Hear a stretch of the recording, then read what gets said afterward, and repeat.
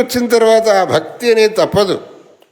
ఆ భక్తితో అనేది మనం ఉండవలసింది మన కర్తవ్యం. అందువల్లనే మనం ఈ విధంగా దేవాలయాన్ని నిర్మాణం చేయటం. నిన్న ఆయన నా దగ్గరికి వచ్చి అడిగాడు, స్వామి భగవంతుడు సర్వవ్యాపి అని అంటూ 4 గోడల మధ్య తీసుకొచ్చి పెడుతున్నారు, ఇది ఎంత మటుకు న్యాయం మీరు చేస్తుండే పని అన్నాడు. నా దగ్గరికి వచ్చి అడిగాడు, సర్వవ్యాపి భగవంతుడని ఒక చెంపని అంటున్నారు, 4 గోడల మధ్యలో తీసుకొచ్చి ఇదిగో ఇక్కడ ఉన్నాడు భగవంతుడు అని అంటున్నా, మీరు చెప్పే 2 పరస్పర విరుద్ధంగా ఉన్నాయని. అలా కాదురా నాయన, భగవంతుడు సర్వవ్యాపి అనే దాంట్లో సందేహం లేదు. ఇందుగలడందు లేడని సందేహము వలదు, చక్రి సర్వోపగతుండు ఎందెందు వెదకి చూచిన అందందే కరడు దానవాగ్రణ వింటే అని భాగవతంలో చెప్పలేదా? అది నిజం. కానీ ఈ 4 గోడల మధ్యలో ఎందుకు తీసుకొచ్చి పెడుతున్నారు అని అంటే, ఎవడికైతే సర్వత్రా భగవంతుణ్ణి చూడటానికి సంస్కారం అనేది లేదో, ఆ పరిపక్వత లేదో, వాడి కోసమని చెప్పేసి. నువ్వు నిజంగా ప్రహ్లాదుల్లాగా ప్రతి కణంలోనూ భగవంతుణ్ణి చూచేటటువంటి పరిపక్వత కలిగిన వాడివైతే నువ్వు ఇక్కడికి రావాల్సిన పని లేదు. ఇది నీకు ప్రతి ఒక్క కణంలో భగవంతుడు దర్శనమిస్తున్నాడు.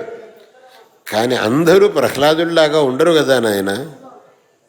అటువంటి వాళ్లకు భగవంతుడు ఇక్కడ ఉన్నాడు, నువ్వు ఇక్కడికి వచ్చి ఉపాసన చెయ్యి అని చెబితే వాళ్ళ యొక్క మనస్సు అక్కడ లగ్నమవుతుంది అనటం కోసం మేము ఇక్కడ భగవంతుడిని ప్రతిష్ఠిస్తున్నాం. కానీ సర్వవ్యాపి అయిన భగవంతుణ్ణి సంకోచం చెయ్యాలనే దృష్టిలో మేము చేయటం లేదు. భగవంతుడు సర్వవ్యాపి అనటంలో ఏ విధమైనటువంటి సందేహానికి ఆస్కారం లేదు. లేకపోతే నృసింహావతారం ఎందుకు వచ్చింది నాయన? నృసింహావతారం అనేటటువంటి రావటానికి 2 కారణాలు భాగవతంలోనే చెప్పారు. 2 కారణాలట. భగవంతుడు స్తంభం నుంచి ఆవిర్భవించింది ఎందుకు అని అంటే, ఒకటి తన యొక్క భక్తుని మాటను నిజం చెయ్యటానికి. తన భక్తుడు ప్రహ్లాదుడు ఏమన్నాడు? హిరణ్యకశిపు వాడి తండ్రుడు, అరే నువ్వు అంతటా ఉన్నాడు అంటున్నావు, ఈ స్తంభంలో ఉన్నాడటరా. స్తంభంలోనూ ఉన్నాడు నాన్న అన్నాడు. ఆ ప్రహ్లాదుడి మాటను నిజం చెయ్యాలి ఒకటి. రెండోది తాను సర్వవ్యాపి అనేది చాటాలి, తాను సర్వవ్యాపి అనేదాన్ని ప్రకటించాలి.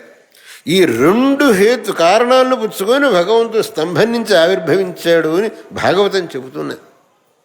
కాబట్టి భగవంతుడు సర్వవ్యాపి అనటంలో ఏమాత్రం సందేహం లేదు.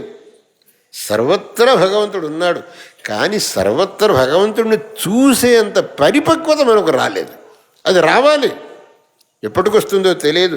అది వచ్చే వరకు ఇలా దేవాలయంలో భగవంతుడి యొక్క మూర్తిని ప్రతిష్ఠించి అక్కడ ఆ భగవంతుడిని ఆరాధించడం అనేది మన కర్తవ్యం అవుతుంది. అందుకు ఒక సామాన్యుడైనటువంటి వ్యక్తికి కూడా భగవంతుడి యొక్క ఆరాధన చేసుకోవటానికి, భగవద్ దర్శనం చేయటానికి, భగవత్ స్మరణం చేయటానికి ఒక అవకాశం కల్పించాలనే దృష్టితో ఈ దేవాలయం నిర్మించి అక్కడ దేవతామూర్తిని శాస్త్రోక్త విధానంతో ప్రతిష్ఠ చేయటం అనేది జరుగుతున్నది. అది ఎవరో ఒకరు తెచ్చి ఊరిక అలా పెడితే అక్కడ సాన్నిధ్యం ఉండదు. ఆ శాస్త్రోక్తమైన విధానంతో ప్రతిష్ఠ చేస్తేనే తప్ప లేకపోతే అక్కడ సాన్నిధ్యం ఉండదు.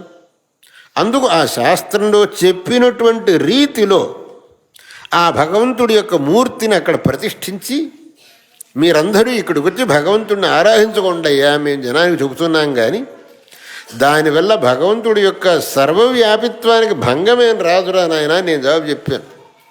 అందువల్ల మనం ఇక్కడ భగవంతుణ్ణి ఆ అత్యంతమైనటువంటి శ్రద్ధాభక్తులతో ఆరాధించి కృతార్థులం కావాలనే దృష్టితో